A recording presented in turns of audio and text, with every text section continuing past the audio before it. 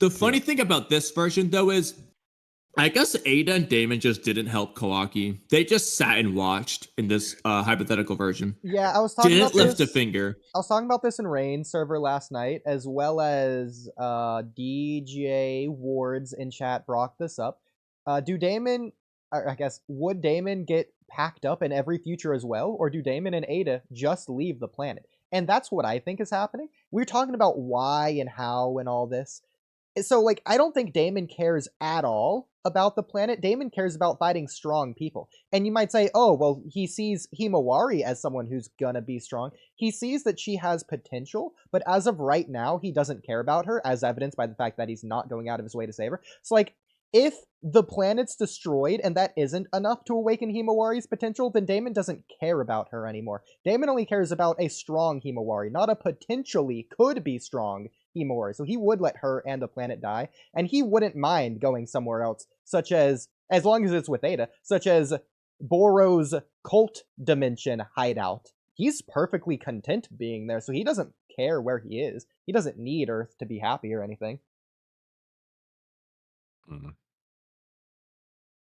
Yeah, and from his perspective, Coat's still weak. Even with the claw grime, he probably doesn't think he's strong. Yeah.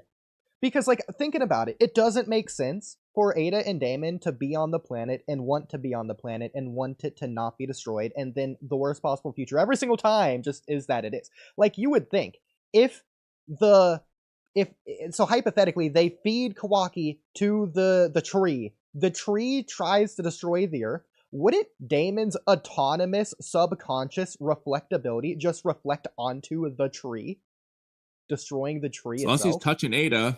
Like the bear moves, I don't hold think on he to has Eida. to, bro. I don't think he has to touch anyone, but whatever. Like, it wouldn't be He's gonna hard for learn him the to shadow do clone. it. Okay, but He just doesn't touch assume he anyone. does Shadow touch clone Eida. jutsu, All bro. he's gotta do is touch her. It's not It that doesn't hard. have to be even He Eida, learn just shadow anyone. clone jutsu, bro.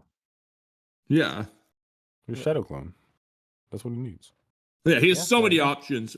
So it doesn't.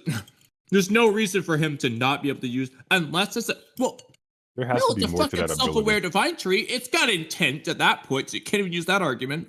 And that's alone There has to be more to that. not even ability. Like, considering just what trigger it. other abilities Daemon has, which Eida hinted at. So, but I do like the idea. Like Real quick, I do like the idea because I was bringing this up last time with Kamui. Kashin Koji is bringing himself up in the same line of speech as Eida and Daemon.